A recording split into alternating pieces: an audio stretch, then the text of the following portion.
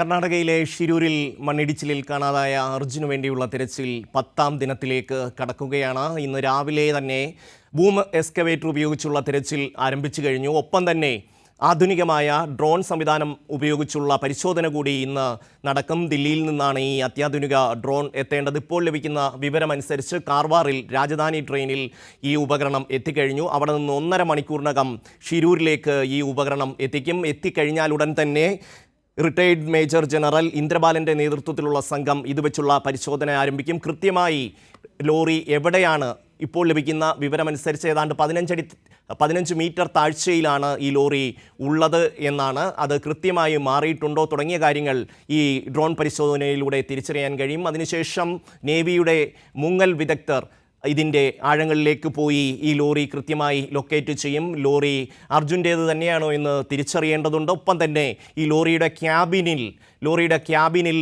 അർജുൻ ഉണ്ടോ എന്ന പരിശോധനയ്ക്ക് പ്രഥമ പരിഗണനയെന്ന് നേരത്തെ നേവിയുടെ ഉദ്യോഗസ്ഥർ വ്യക്തമാക്കിയിട്ടുണ്ട്. ഷിരൂരിലെ കാലാവസ്ഥ വളരെ അധികം പ്രക്ഷുബ്ധമാണ്. നമുക്ക് ഈ ദൃശ്യങ്ങളിൽ കാണാൻ കഴിയും. അതിശക്തമായ കാറ്റാണ് അവിടെ അടിക്കുന്നത്. ഒപ്പം തന്നെ കനത്ത മഴയും പെയ്യുന്നുണ്ട്. അത് കാരണം നദിയിലെ ഒഴുക്ക് വളരെ കൂടുതലാണ്. അടിയൊഴുക്കുകൾ അതിശക്തമാണ്. സന്തോഷ് ചേരുന്നു. സന്തോഷ്, ഈ ദൃശ്യങ്ങളിൽ നിന്ന് മനസ്സിലാവുന്നുണ്ട് ഷിരൂരിലെ കാലാവസ്ഥ എത്ര പ്രക്ഷുബ്ധമാണ് എന്നുള്ളത്. അതിശക്തമായ കാറ്റ് വീശുന്നതിൻ്റെ ദൃശ്യങ്ങൾ നമുക്ക് കാണാൻ കഴിയുന്നുണ്ട്. ഒപ്പം തന്നെ അവിടെ നിറയെ ആ പ്രദേശം മുഴുവൻ വെള്ളത്തിൽ മുങ്ങിക്കിടക്കുന്നതിൻ്റെ ദൃശ്യങ്ങൾ നമുക്ക് കാണാൻ കഴിയുന്നുണ്ട്. എങ്ങനെയാണ് തിരച്ചിൽ പുരോഗമിക്കുന്നത്? ദില്ലിയിൽ നിന്നുള്ള അത്യാധുനിക റഡാർ സംവിധാനം എപ്പോഴേക്കും ഷിരൂരിലെത്തും? സന്തോഷ്. ഷമി, വളരെ പ്രതികൂലമായ ഒരു കാലാവസ്ഥയിലൂടെയാണ് ഈ ദൗത്യം കടന്നുപോയിക്കൊണ്ടിരിക്കുന്നത്. ഷിരൂരിൽ ഈ ദൗത്യം നടക്കുന്ന ഗംഗാവാലി പുഴയുടെ പ്രദേശത്തെല്ലാം അതിശക്തമായ മഴ. ശക്തം എന്ന് പറഞ്ഞാൽ അതിനെ ഏത് രീതിയിൽ വിശേഷിക്കണമെന്നറിയില്ല. അത്രയും ശക്തമായ മഴയാണ്. നമ്മൾ കേരളത്തിലൊന്നും കാണാത്ത തരത്തിലുള്ള ശക്തിയാണ് ആ മഴയ്ക്കുള്ളത്. ശക്തി മാത്രമല്ല, വലിയ കാറ്റും മഴയോടൊപ്പം തന്നെ വലിയ ശക്തിയോടുകൂടിയ കാറ്റുമാണ് ഇവിടെ ആഞ്ഞടിക്കുന്നത്. അതുകൊണ്ട് തന്നെ ഈ രക്ഷാ ദൗത്യം ഇപ്പോൾ താൽക്കാലികമായി നിർത്തിവെച്ചിരിക്കുകയാണ്. മഴ തുടരുന്ന സാഹചര്യം തന്നെയാണുള്ളത്. മഴ ശക്തമായി തുടർന്നു കഴിഞ്ഞാൽ രക്ഷാദൗത്യത്തിന് അത് വലിയ പ്രതിസന്ധി സൃഷ്ടിക്കും. ഇന്നലെയും സമാനമായ രീതിയിലായിരുന്നു ഇവിടെയുള്ള കാലാവസ്ഥ ഉണ്ടായിരുന്നത്. പ്രത്യേകിച്ചും ഉച്ചയ്ക്ക് ശേഷം 3 മണിക്കൂർ 4 മണിക്കൂറോളം അതിശക്തമായ മഴയാണ് ഈ മേഖലയിലെല്ലാം ഉണ്ടായത്. ഇന്നിവിടെ ഓറഞ്ച് അലർട്ട് കൂടി നിലനിൽക്കുന്ന ഒരു പ്രദേശമാണ്. അതുകൊണ്ട് തന്നെ അതിശക്തമായ മഴ ഈ മേഖലയിൽ എല്ലാം തന്നെ ഉണ്ട്. അത് ദൗത്യം താൽക്കാലികമായി നിർത്തിവെക്കുന്നതിലേക്കാണ് ഇപ്പോൾ എത്തിച്ചിട്ടുള്ളത്. ഇനിയുള്ള പ്രധാനപ്പെട്ട പരിശോധന എന്ന് പറയുന്നത് ഈ റിട്ടയർഡ് മേജർ ജനറൽ ഇന്ദ്രപാലിന്റെ നേതൃത്വത്തിലുള്ള ഐബോർഡ് സംവിധാനം ഉപയോഗിച്ചുകൊണ്ട് നടത്തുന്ന സാങ്കേതികമായിട്ടുള്ള വെള്ളത്തിലുള്ള പരിശോധനയാണ്. ആ സംവിധാനം ഉപയോഗിച്ചുകൊണ്ട് ഭൂമിക്കടിയിലും വെള്ളത്തിനടിയിലും മഞ്ഞുപാളികൾക്കുള്ളിൽ വരെയുള്ള വസ്തുക്കളെ വളരെ കൃത്യമായി മാപ്പ് ചെയ്യാനും അതിന്റെ പൊസിഷൻ മനസ്സിലാക്കാനും എല്ലാം സഹായിക്കുന്ന സംവിധാനമാണ്. ആ സംവിധാനത്തിന്റെ റഡാറിന്റെ ബാറ്ററി ഇവിടെ എത്തുന്നതിലാണ് കാലതാമസം നേരിടുന്നത്. അത് വിമാനമാർഗം ഇവിടേക്ക് എത്തിക്കാൻ കഴിഞ്ഞിരുന്നില്ല. പിന്നീട് ട്രെയിൻ മാർഗം എത്തിച്ച് ഗോവയിൽ നിന്നും റോഡ് മാർഗമാണ് അത് ഇവിടേക്ക് കൊണ്ടുവരുന്നത്. അത് ഉച്ചയോടുകൂടി അത് എത്തുന്നതോടുകൂടി അത് ആ പ്രവൃത്തിയിലേക്ക് ഉപയോഗിച്ചുള്ള പരിശോധനയിലേക്ക് കടക്കും. എന്തായാലും സമയമെടുക്കും. ഈ പ്രതികൂല കാലാവസ്ഥയെല്ലാം പിന്നിട്ട് ഇവിടെ എത്തുമ്പോഴേക്കും അത് ഉച്ചയാകാനുള്ള സാധ്യത തന്നെയാണുള്ളത്.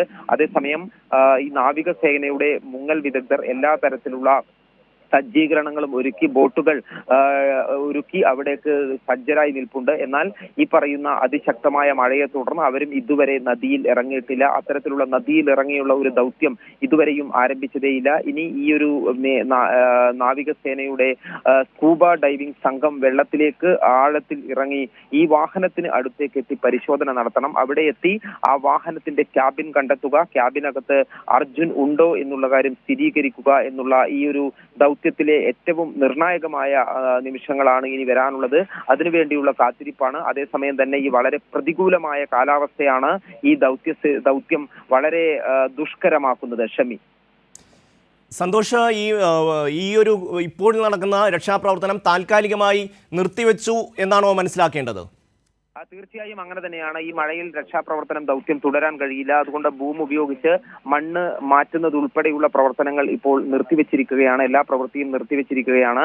അത്രയും ശക്തമായ മഴ, അതായത് ഒരാൾക്ക് നിലയുറപ്പിച്ച് നിൽക്കാൻ പോലും കഴിയാത്ത വിധമുള്ള കാറ്റാണ് ഇവിടെ ആഞ്ഞടിക്കുന്നത്. അതുകൊണ്ട് തന്നെയാണ് രക്ഷാപ്രവർത്തനം അതീവ ദുഷ്കരമാവുന്നത്. നമുക്ക് ഉൾപ്പെടെ ഇവിടെ നിൽക്കാൻ കഴിയാത്ത ഒരു അന്തരീക്ഷം തന്നെയാണ് ഉള്ളത്.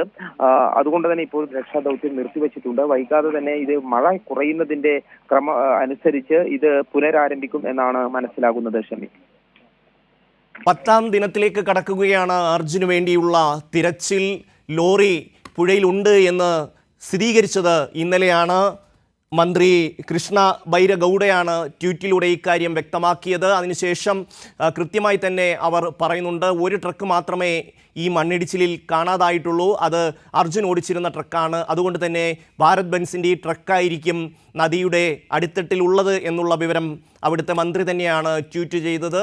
അതിനുശേഷം കൃത്യമായും ഇതിൻ്റെ ലൊക്കേഷൻ കണ്ടുപിടിക്കാൻ സോണാർ സിഗ്നൽ ഉപയോഗിച്ചുള്ള പരിശോധനയിലാണ് ഇത്തരത്തിൽ ഒരു ലോറി പുഴയുടെ അടിയിലുണ്ട് എന്നുള്ള വസ്തുത വെളിയിൽ വന്നത്. അതിനുശേഷം കൃത്യമായി ഈ ലോറി ലൊക്കേറ്റ് ചെയ്യാൻ, കാരണം അതിശക്തമായ ഒഴുക്കാണ് ഈ പുഴയിൽ ഉള്ളത്. അതുകൊണ്ട് തന്നെ ഒരുപക്ഷെ എന്തെങ്കിലും അതിൻ്റെ പൊസിഷന് മാറ്റം വന്നിട്ടുണ്ടോ തുടങ്ങിയ കാര്യങ്ങളെ സംബന്ധിച്ച് കൃത്യമായ ഒരു പരിശോധന വേണ്ടിവരും. ആ ഒരു പരിശോധനയ്ക്ക് വേണ്ടിയിട്ടാണ് റിട്ടയർഡ് മേജർ ജനറൽ ഇന്ദ്രബാലൻ്റെ നേതൃത്വത്തിലുള്ള സംഘം ഷിരൂരിൽ എത്തിയത്. അവരുടെ ആവശ്യപ്രകാരം ദില്ലിയിൽ നിന്ന് പ്രത്യേക അത്യാധുനിക ഡ്രോൺ സംവിധാനം കൊണ്ടുവരേണ്ടതുണ്ടായിരുന്നു. പക്ഷേ ഏവിയേഷൻ വഴി അത് കൊണ്ടുവരാൻ സാധ്യമല്ല. ബാറ്ററി അടക്കമുള്ള സാധനങ്ങൾ ഉള്ളതുകൊണ്ട് തന്നെ രാജധാനി എക്സ്പ്രസ്സിലാണ് അത് കൊണ്ടുവന്നത്. ലഭിക്കുന്ന വിവരമനുസരിച്ച് കാർവാറിൽ അത് എത്തിക്കഴിഞ്ഞു. അവിടെ അത് അൺലോഡ് ചെയ്തു കഴിഞ്ഞു. ഇനി ഏതാണ്ട് 1.5-2 മണിക്കൂർ കൊണ്ട് അത് അവിടെ നിന്ന് ഷിരൂരിൽ എത്തിക്കാൻ കഴിയും എന്നുള്ള പ്രതീക്ഷയാണ് ഉള്ളത്. പക്ഷേ ഇപ്പോൾ സന്തോഷ് റിപ്പോർട്ട് ചെയ്യുന്നതനുസരിച്ച് രക്ഷാപ്രവർത്തനം, അതായത് ബൂം എക്സ്കവേറ്റർ ഉപയോഗിച്ചുള്ള രക്ഷാപ്രവർത്തനം താൽക്കാലികമായി നിർത്തിവെക്കേണ്ടുന്ന ഒരു സാഹചര്യമാണ്. മണ്ണ് മാറ്റുന്ന പ്രവർത്തനങ്ങൾ തൽക്കാലം നിർത്തിവെക്കുന്നു. കാരണം അത്ര ശക്തമായ മഴയാണ് അവിടെ തുടരുന്നത്. കാറ്റും അതിശക്തമായി തന്നെ തുടരുകയാണ്.